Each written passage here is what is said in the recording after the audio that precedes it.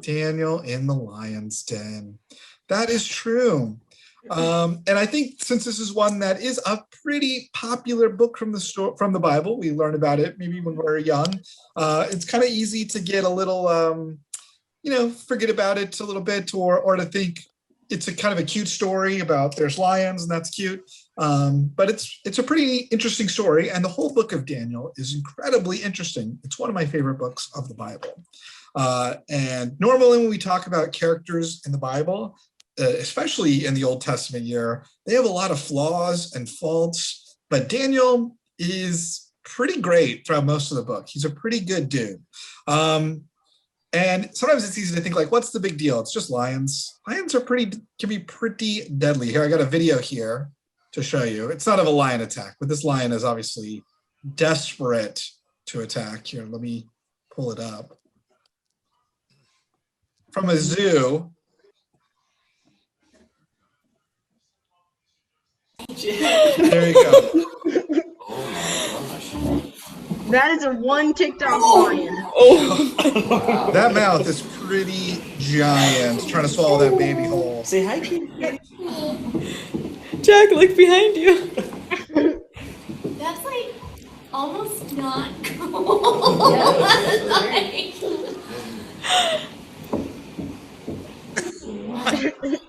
Man.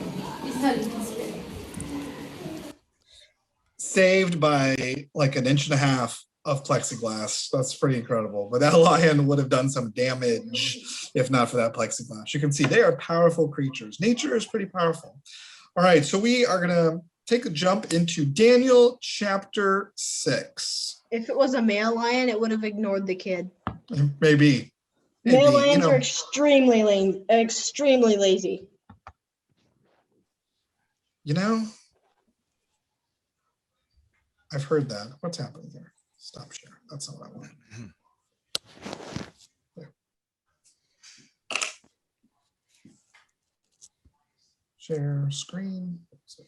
There we go. Sure. All right, Daniel in the lion's den.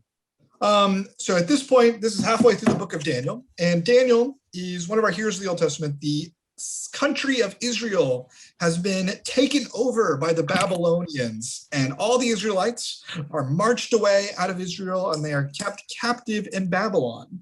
And a handful of them, Daniel's one of these guys, probably 3 other guys you might recognize are Shadrach, Meshach, and Abednego, are trained to work in the Babylonian government. And Daniel is really, really good at this. He's really, really great at government stuff. And so he keeps getting promoted and promoted and promoted. And he serves through 3 kings. And now he's on the 3rd king, this guy named Darius. So he's outlived Nebuchadnezzar and this other guy, and I forget his name. Pastor David, do you remember the 2nd king's name? That Artaxerxes? Maybe, sure, why not? And a bunch of weird stuff happened, and now here we get to Daniel in the lion's den. All right, so we're going to take a look at these verses. Here we go. So starting Daniel chapter 6. At this, the administrators and the satraps tried to find grounds for charges against Daniel. They're jealous of Daniel because he's kind of like second man to the king, and all the other administrators were mad at him. But they were unable to find any charges. So they found no corruption in him because he was trustworthy and neither corrupt nor negligent. Finally, these men said, "We will never find any basis for charges against this man Daniel unless it has something to do with the laws of his God." So they're like, you know what? Daniel is just too good. We can't do anything about this guy.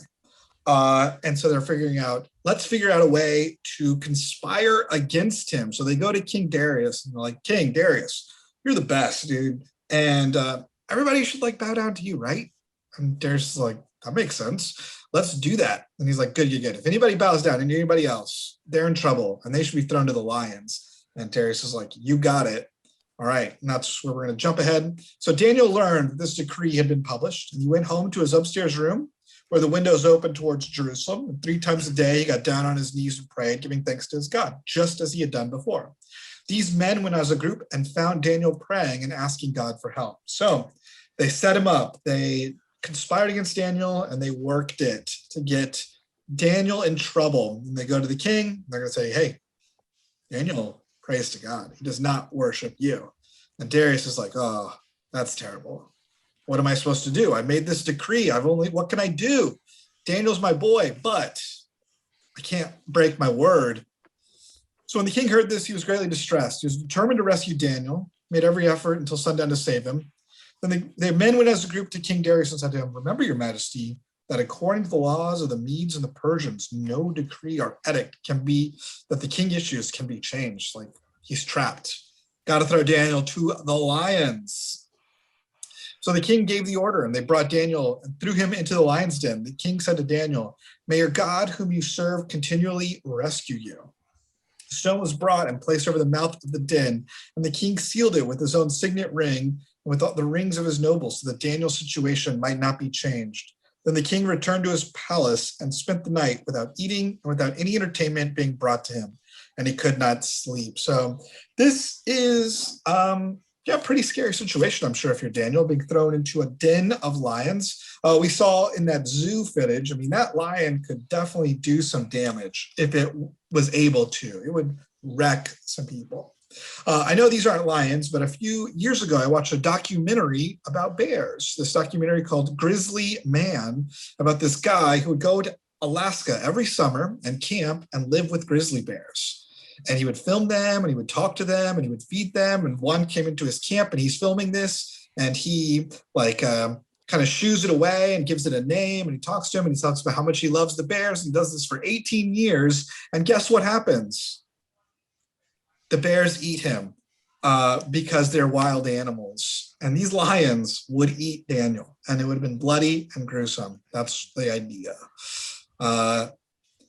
Next morning, they open up the gates. Daniel is still alive, cared for by angels of God.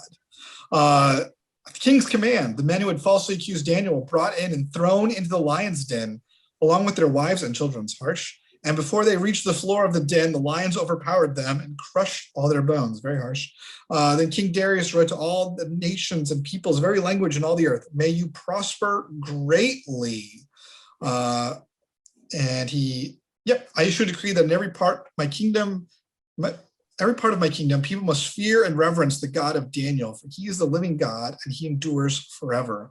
His kingdom will not be destroyed. His domain will never end. He rescues and he saves. He performs signs and wonders in the heavens and on the earth. He has rescued Daniel from the power of the lions.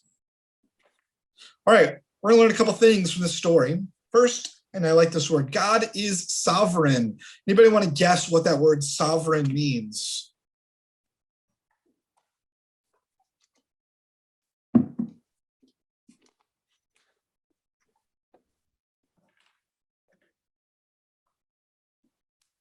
Anybody want to take a stab at it? Man, how brave are we here? Okay. Okay, so sovereignty is so what I learned about it in history class. It's kind of like the people's choice. That's where I learned about popular sovereignty. So that's pretty much all I really know about that word. Okay. God is the people's choice. He's the people's champ. Any other guesses of what sovereignty might mean? Possessing supreme or ultimate power.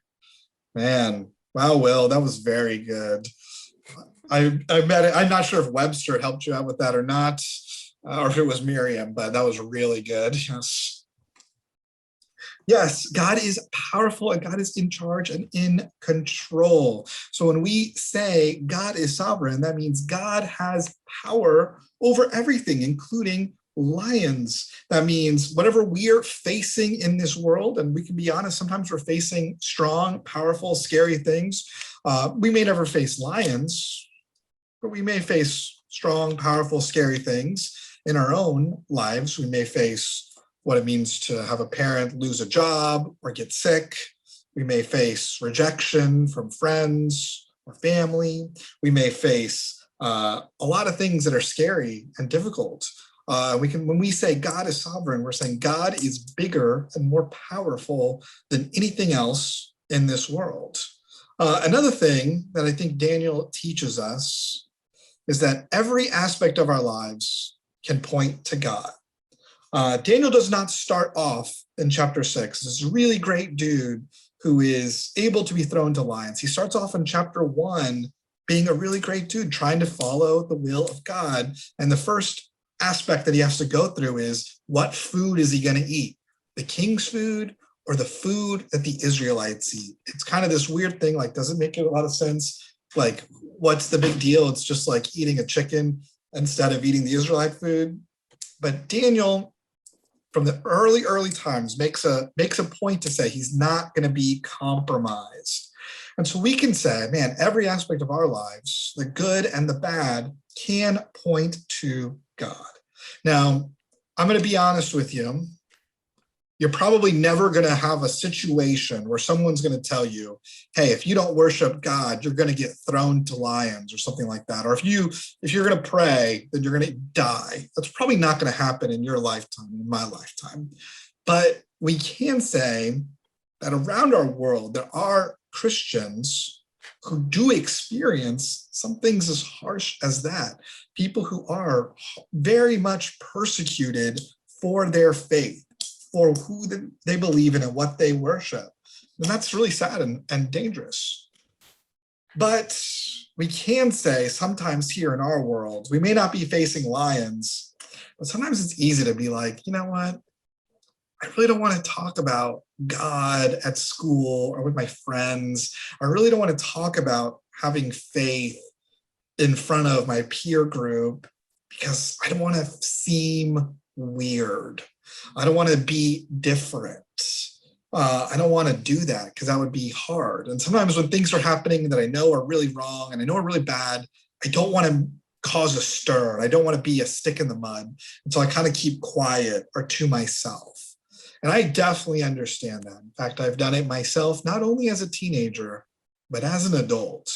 But Daniel reminds us that when tough times like that happen, when we have to make choices between what is right and what is easy, God is with us when we choose the things that are right. And God is present when we choose the things that are right. And in that choosing, Daniel points Darius, the king of Babylon, to God who is right. So it may seem hard at the time to choose what's right, but when we do, we can point to our friends and those around us. This is who God is and what God is about. And that can be a pretty powerful thing. All right, Daniel in the lion's den.